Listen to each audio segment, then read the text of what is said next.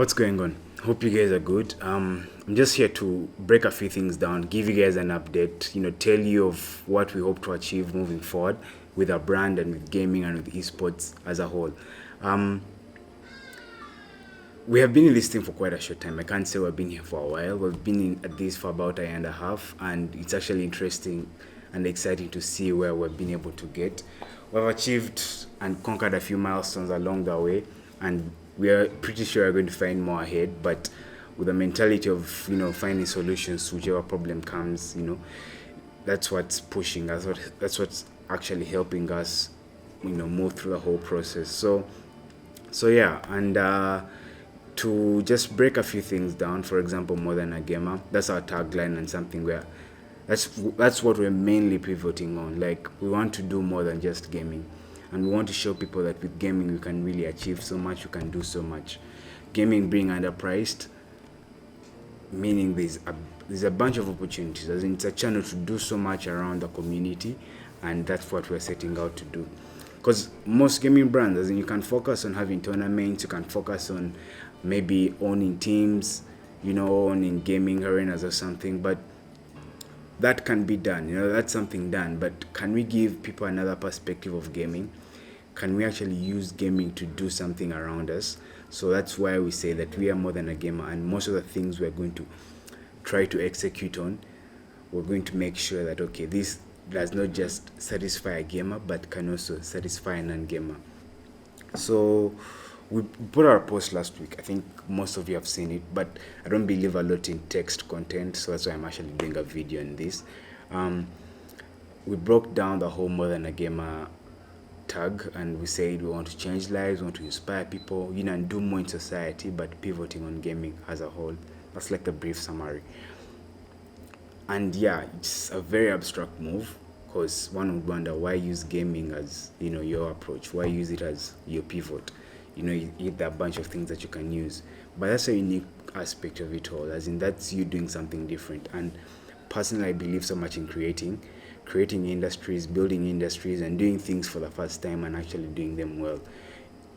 Not clinging on the excuse of, since it's the first time, I can go in half baked and people still binge. But the reality is, if you want to inspire people and you want to give people more reason to support you, you have to do things that can actually turn their heads and help them notice. So that's what we plan to do. It's not going to be an easy task, I would say, but again, when things are not easy, things get exciting, and when things are again not easy, you get to create, man. You get to be creative and find solutions to a bunch of stuff. So that's mainly what we're pivoting on. And I was talking to a friend of mine, Kwesi, from the Ghana Esports Association. We're having a chat over Zoom, and I told him that we are not reading past history on esports. We're actually writing that history. And by that I mean in Africa. Like, it's happening for the first time. Like, every country, whoever said it first, second, whoever did what they did.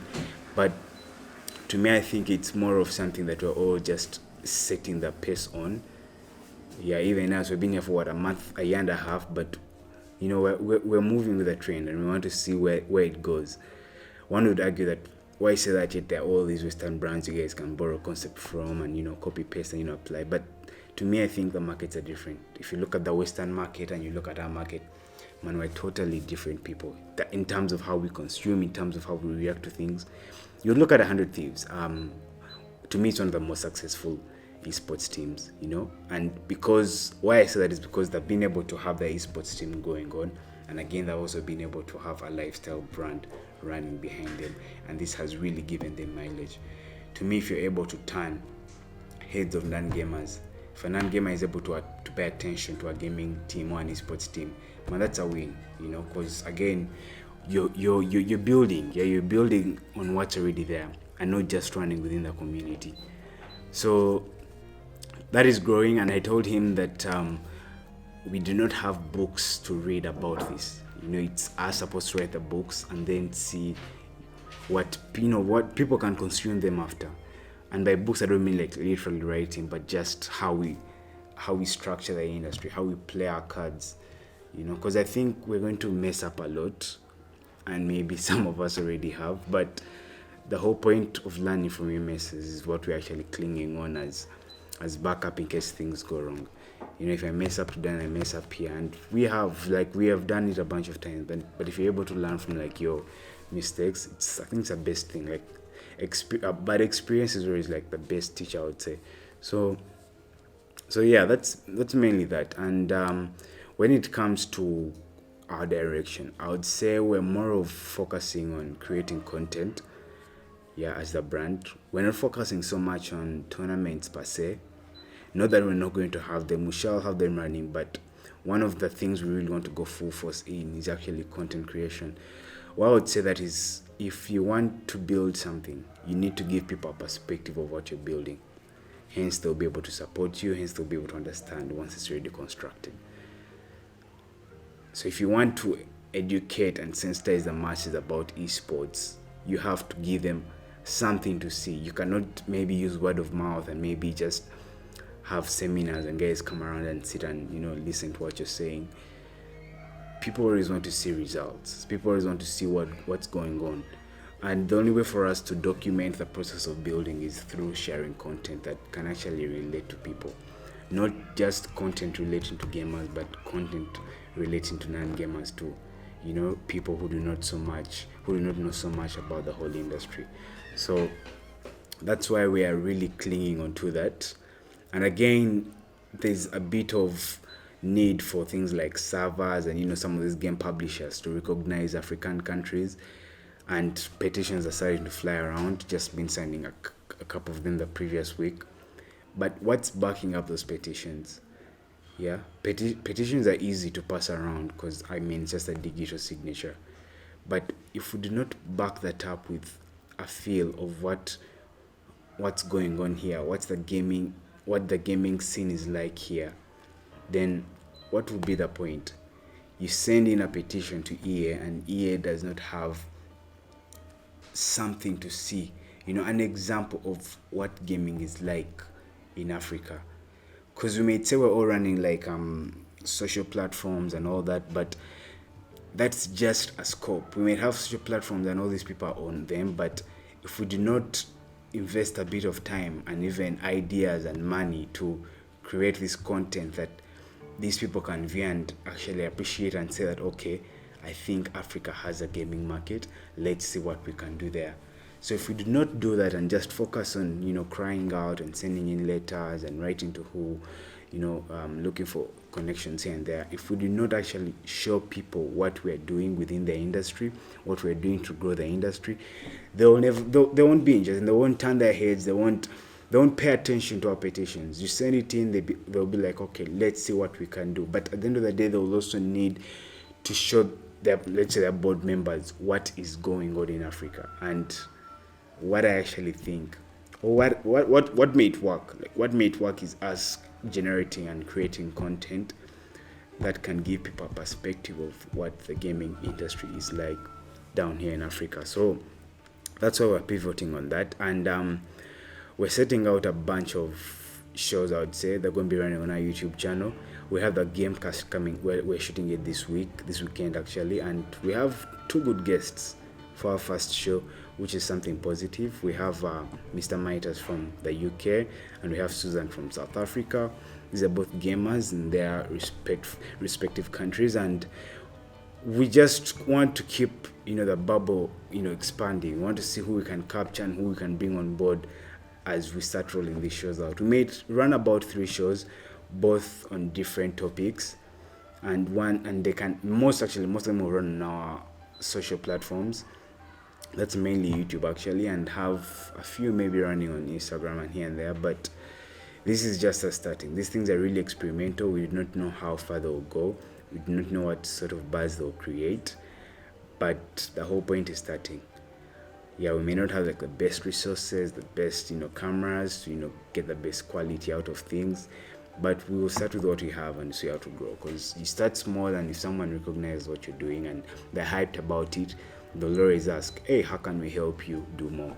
So that's what we're we're moving with that throughout the way. We're not looking at what we do not have, but we're focusing on what we have and what we can do with what we have, and then find a way of executing. And again, we're not executing average. We're going to try as much as possible to execute the best way, because what's the point in executing and you execute poorly and you give someone a bad impression of what you're doing and they never get a chance to look back. So regardless of the hurdles, we're going to see that we can come up with the best of the best, and compete, man. We need to compete with foreign content.